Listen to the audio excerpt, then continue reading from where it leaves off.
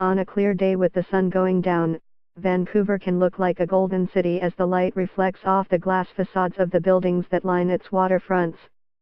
The golden hue is a fitting color for a city that's well known for having Canada's most expensive housing. But not only is it the priciest in the Great White North, a new report by RBC has found that Vancouver housing is now the least affordable in any market in Canada's history. Coverage of Vancouver housing on globalnews.ca. RBC economists measure affordability by looking at the price of housing and then figuring out the share of median pre-tax household income that it would take to service the cost of a mortgage. Economists use this measure for an aggregate of housing types, as well as single detached homes and condominium apartments. The aggregate measure showed that Vancouverites would have needed to spend 87.5% of their income to make their mortgage payments in the third quarter of 2017. This represents a new record high for any market in Canada, economists Robert Hogue and Craig Wright wrote in their report.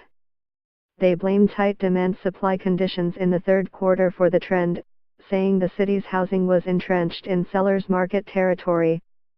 Those conditions would continue to keep the heat on prices in the near term in the area, they said.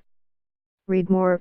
Foreign buyers not the problem in Canada, says CEO of Chinese overseas real estate portal. And they didn't find much cause to be optimistic about the future. They said that, with interest rates set to increase, the outlook for affordability is grim. And any relief to come would be unlikely to occur on its own, they added. But Vancouver isn't the only BC city that's struggling with affordability. Victoria hit a record high of 61.5%, marking a 7.2% annual increase, second only to Toronto. Worsening affordability has likely affected resales in the city, which fell almost 18% year-over-year in the third quarter. Read more. BC City now ranks among world's top 2 luxury home markets, and it's not Vancouver. But the report said the risk of a full-blown derailment is low. Victoria's economy is vibrant with steady job creation and one of the lower unemployment rates of the country, it said.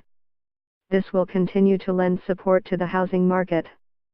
A view across housing to the skyline in downtown Victoria, BC. From the park on top of Mount Ptolemy. The report came out in the same week that Statistics Canada and the Canada Mortgage and Housing Corporation, CMHC, released data showed how much of the housing in Vancouver and Toronto was owned by non-residents or people with principal residences outside Canada. The data showed that, on average, non-residents pay more for housing than residents do, and that they veer to bigger homes.